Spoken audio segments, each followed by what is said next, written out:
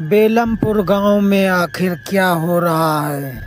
ईशिता, मेघना और अनुज तीनों अब भी उसी राजमहल में खड़े थे।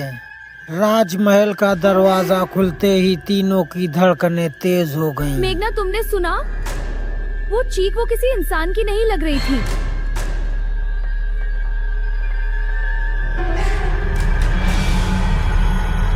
मुझे नहीं पता ये क्या है, पर मेरा दिल कह रहा है कि हम यहाँ गलत समय पर आए हैं। तुम लोग डरो मत, ये पुराने महल हैं। यहाँ हवाओं का शोर अक्सर ऐसा महसूस होता है जैसे कोई चिल्ला रहा हो।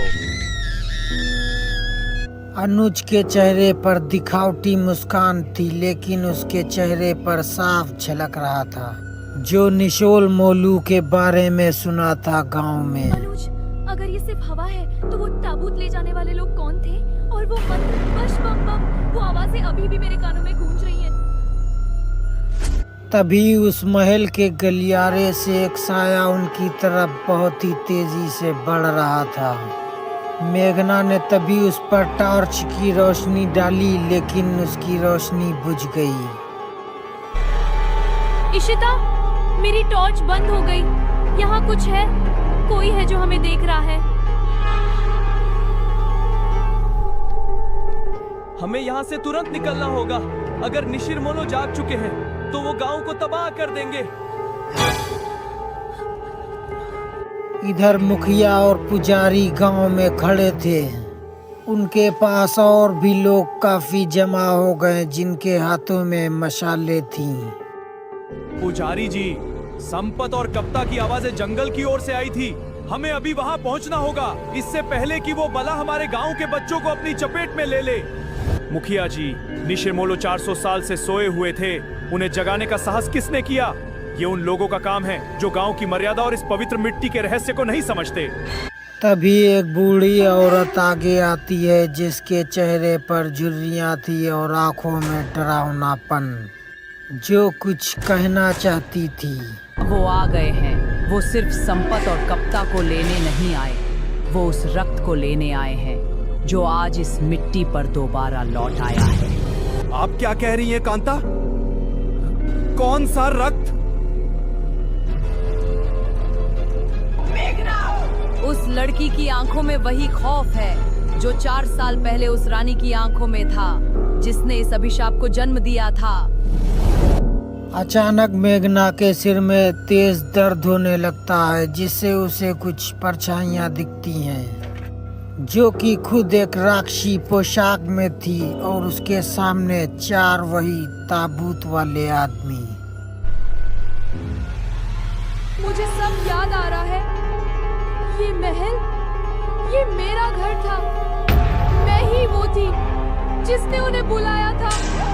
मेघना, तुम क्या बकवास कर रही हो? तुम होश में तो हो?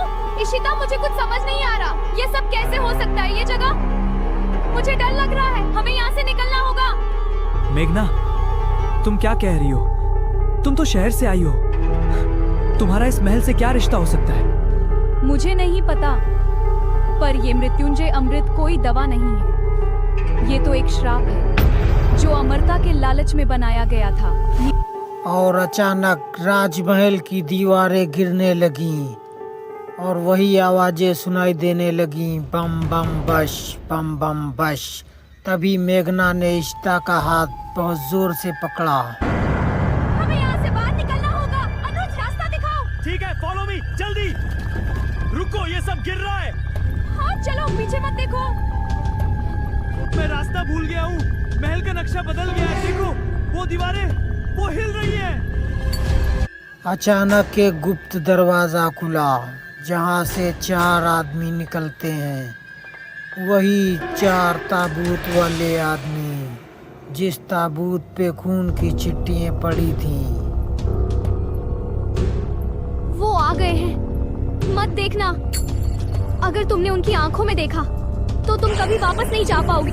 वही ताबूत वाले 4 आदमी जिनकी कदमों की आहट से लोग आज भी डरते थे और उन्हीं की तरफ बढ़ रहे थे, जिनको देखकर इशिता की चीख निकल गई और मेघना ने चुप करा वो दिया। हमें क्यों नहीं मार रहे?